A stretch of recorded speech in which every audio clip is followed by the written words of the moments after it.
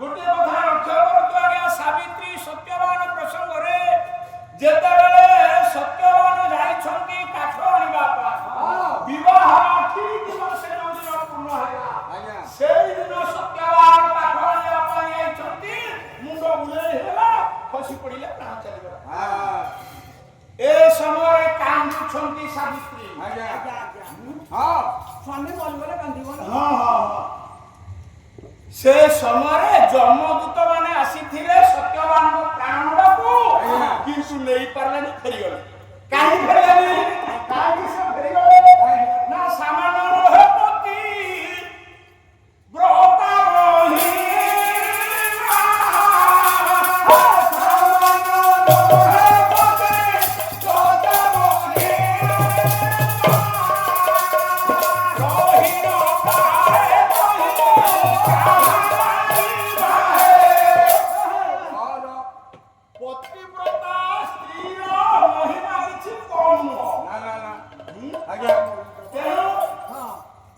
जमदूत माने भरे फेरी गले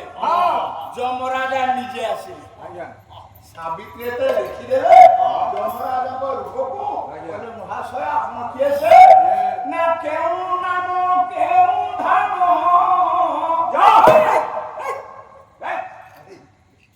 वो भ्रमर बराय आज्ञा जगतसिंहपुर जिला बारडिया गाँव रे जहांकर घर आज्ञा सुंदर सती चित्र लिखि चंदी सावित्री पचारली हमकु केउ धाम केउ नाम किए से आपन किए से आपन बनी ना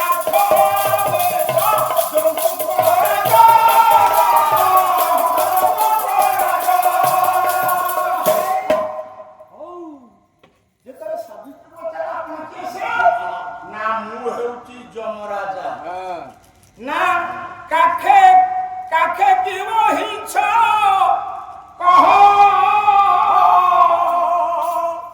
दुखे होइबो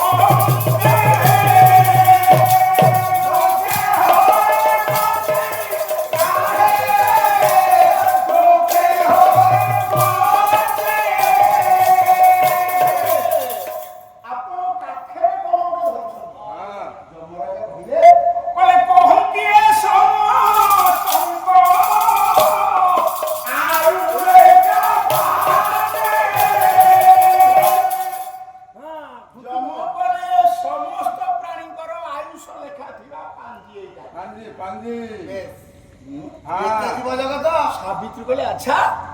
बोले मो स्वामी को आयु देवे तो ही लेखा थीबो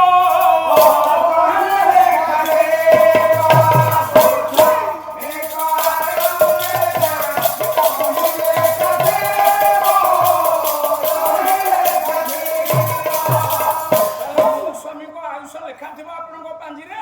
जमराजा उत्तर देले लेखा अछि 20 वर्ष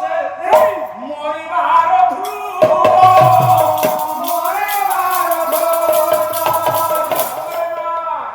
लेखा अछि 20 वर्ष रे मरिबो आज 20 वर्ष हेला ठीक ना अच्छा ई जो आपनकर पांजीरे सब लेखा अछि अच्छा आ गोटे निवेदन आज्ञा ना कोन ना कि दोसे सासु सुर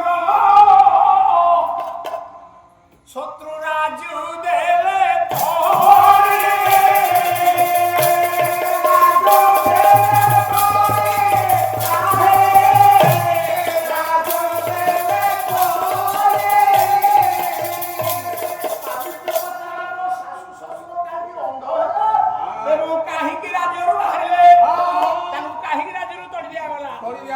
भ्रमर कहिब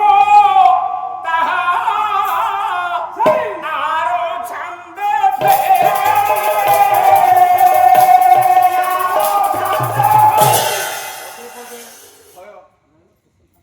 सावित्री बोले कि कार्य मोर पिता माता हेले संतान हेले संतान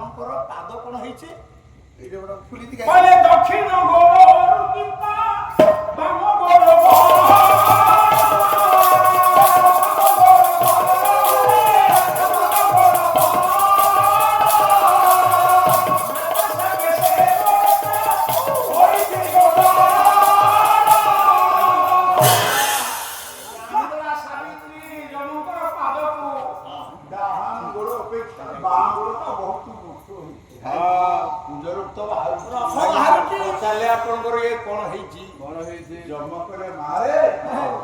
যৌবনের উন্নত হই ଥରେ ମା ପ୍ରତି ଅବିଚାର କରିଦେଲି ଅବିଚାର ତେଣୁ ମାଙ୍କୁ ପଦାଘାତ କରିଦେଲି ମା ଆଖିରୁ ଝରୁଡ଼ିଲା ତେଣୁ ମା ଅଭିଶାପ ଦେଇଗଲେ ମାର ହୃଦୟରେ ଯୋଉ କୋହ ସୃଷ୍ଟି ହବ ମାର ହୃଦୟରେ ଯୋଉ ଦୁଃଖ ସୃଷ୍ଟି ହବ ପୁଅ ବ୍ରହ୍ମା ବିଷ୍ଣୁ ମହେଶ୍ୱର ଏଥିରୁ ରକ୍ଷା କରିପାରିବେ ନାହିଁ